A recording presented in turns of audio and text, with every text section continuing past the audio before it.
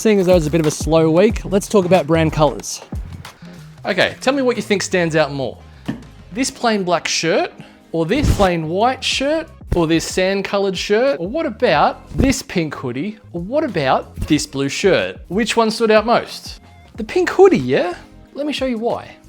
Now this all goes back to a study that was done some 90 years ago, if you can believe it, and it was brought to my attention by Richard Shotten in the book I'm still reading, The Choice Factory. I mentioned it in my last vlog. Now in 1933, there was a young postdoctoral student by the name of Hedwig von Restorff, and in 1933 she published her study on memorability. Now part of her study was an experiment where she gave participants a long set of grouped letters, all grouped in groups of random 3 letters, and then in between those groups of letters was a group of 3 numbers to see what the participants would remember after the experiment. So let's say it's X, J, W, P, R, M, U, Q, V, 3, 8, 6, M, C, R, R, P, N. Now it's no surprises that most remembered the numbers. Now this is called the von Restorff or isolation effect. All right, let's do one together. I'm gonna give you a group of words. They sound similar. And what I want you to do is see what word you remember most. Okay, the first word is water, drip, ice, boiling, refresh, cool, hydrate, swim, bath, splash. It's probably that one, yeah? Now what I'm going to do next is show you a bunch of logos and see which one stands out most for you.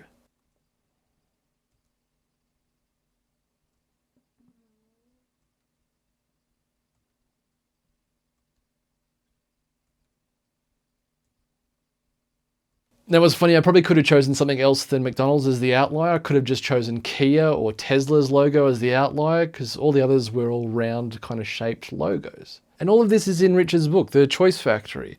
And it's telling of us as humans that we spot the differences in patterns, those pattern interrupts. We can see those differences. And in the case of branding, distinctiveness, like these logos or those words with one highlighted as pink, we use distinctiveness to break those patterns, or as you might know them also as trends, to not look or sound the same or be the same as another brand. Because what is the point? I don't see there being any point in being thought of or mistaken for another brand. So the age-old saying from John Hegarty, when the world zigs, zag. But most businesses still choose the safe option. Now Richard gives this great example of compare the market in his book. And compare the market is that brand with the meerkats. And they introduced the meerkats as a way to stand out from their competition with a mascot. And because between them and their competition, they're not really differentiated. They're all offering the same service. So to stand out in the market, they introduce this anthropomorphic meerkat character into their advertising. But what does it do? It skyrockets their quotes by 83%, and they hit their 12-month targets in 9 weeks. Yeah. All right, one last example and I'll stop digging the knife in. Now, of the 28 speakers at the Brand Builder Summit, each speaker did a pre-recorded talk, and each of them were at their desk talking to a camera with a slideshow, and some of them showed up with a little circle at the top right-hand corner of their screen. Now, there's nothing wrong with this, but I knew this was going to be the case because I've seen enough summits, and this is how most pre-recorded talks do it. So when I was asked to be a bonus 29th speaker, I knew I had to stand out and be distinct because I knew my presentation wasn't going to be of any more value than the other speakers. I'm not that arrogant. But what I did know is that if I was to have people remember my talk, remember what I was saying, I had to stand out from the other 28 speakers. Especially as 2 other speakers, including the host organizer, use a very similar hot pink for their branding, as was the summit. It was all hot pink. So how do I stand out? Because if I was going to leave a mark for people to remember me and my talk long after the summit, if everyone was zigging, I need to zag. So I set up my green screen in my dining room area, set up my camera, my teleprompter, and did my talk so that I would show up full body in front of my talk, in front of the changing brand colors used as a background alongside the text in my slide deck. Now I'll see if I can share that presentation here on YouTube in maybe a few weeks or so so you can see what the full presentation was about. It was all about personal branding. And this was the response. Let me read you one of them. Absolutely smashed that presentation. Since we're all here talking about branding, that's how you do it. There have been a range of presentation styles so far this week, and while they have all been great, Frank's will stay top of mind due to the approach and style. I feel like he came and did a presentation in my room for me, and it wasn't behind a desk or a computer screen. Yeah, and that idea really didn't take that much thought to stand out, because not many people are willing to stand out and be distinctive, which means you have a crazy opportunity to do this, you know, without the pressure of needing to feel differentiated in terms of what it is you offer. Choose distinctiveness over differentiation.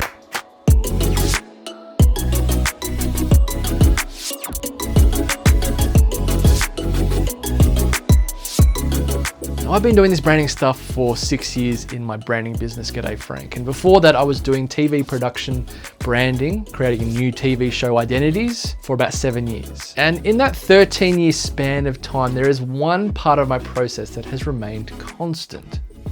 Can you guess what it is? It's color.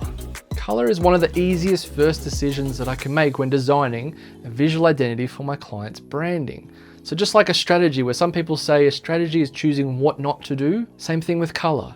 You're choosing what colors not to use based on what everyone else is using in the market. So here's my tips on choosing and using colors for your brand. The first is competition. Look at what colors they're using and pick the ones that they aren't. It can be as simple as that. Now, if you're in a very crowded market and there's all the colors under the rainbow being used, focus on those who you are in most direct competition with. Now, this could be geographically in your town or on the shelf, or picking the ones that are at a similar level of business to you, rather than focusing on the very big multinational companies that you have to compete against.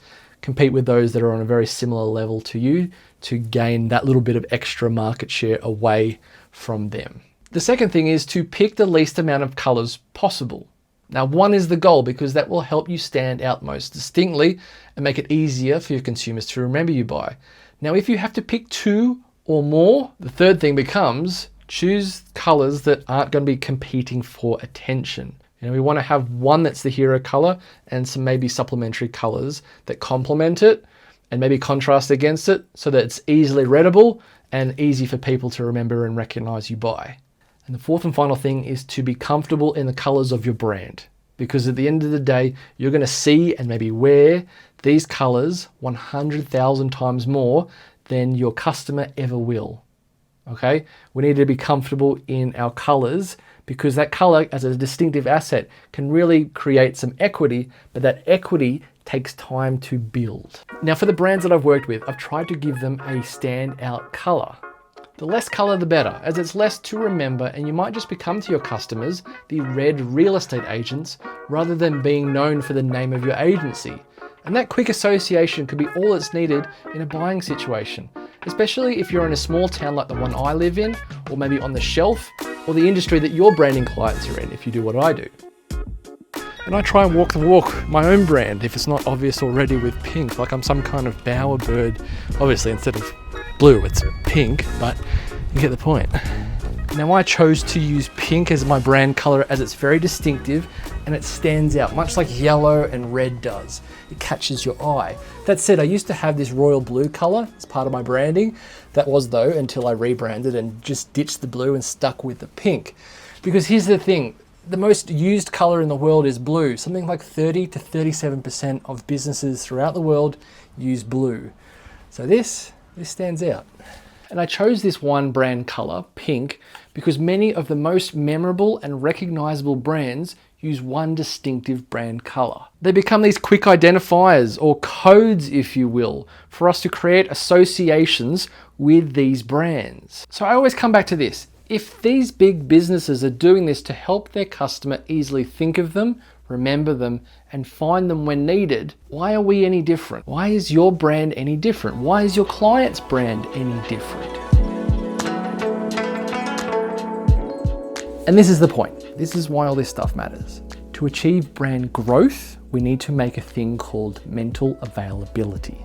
And to do so, we can create distinctive brand assets like color, because they are the easiest of starting points. Researchers from the Ehrenberg Bass Institute at the University of South Australia, here in Australia, coined this jargony marketing term, mental availability, with Professor Jenny Romanek saying mental availability is about increasing the probability your brand comes to mind in different buying situations. And to achieve this, we need to be able to show up consistently with our distinctive assets to get people's attention, for people to recognize us, to remember us, to think of us, especially over others. Which means in this case, showing up with your brand colors as much as you can. And Jenny also said this, keeping a distinctive asset consistent means each exposure builds on the past, and the distinctive asset strengthens in memory, making it easier for the category buyer to identify the brand in any situation. And this is also backed up by another bit of research into consumer behavior by the University of Loyola in Maryland in the USA that saw that color can increase brand recognition by 80%. Now, branding is all about capturing attention, being recognized, being thought of, being chosen, especially over a competitor. And you might be like me thinking, ugh, this is really obvious, like duh, as if I wouldn't want to stand out from my competition. Exactly. It's highly logical. And yet so many businesses don't. They choose the safe bet, the least risky bet for their brands, to fit into the stereotypes because you think you need to make it explicitly clear what it is you do, like a plumber that has a tap with a drip coming out of it. It's not about being obvious at what it is you do. You don't need to spell it out exactly what you offer. It's about being distinctive so that people choose you over others. Now, there are many different factors of making sure that this is achievable. You know, it's not just color. That's not lost on me. There are many different other things you could do to help your brand win. But color is the easiest starting point of doing better branding. Now that was fun to make.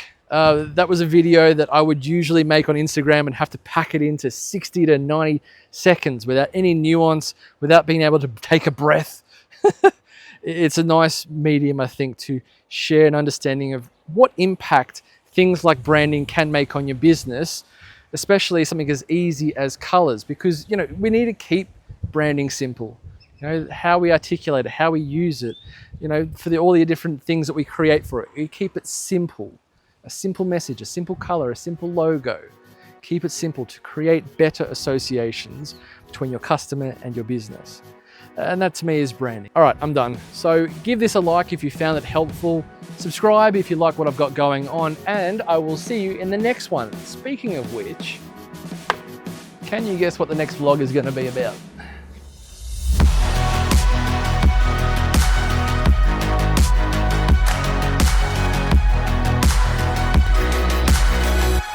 Do better branding.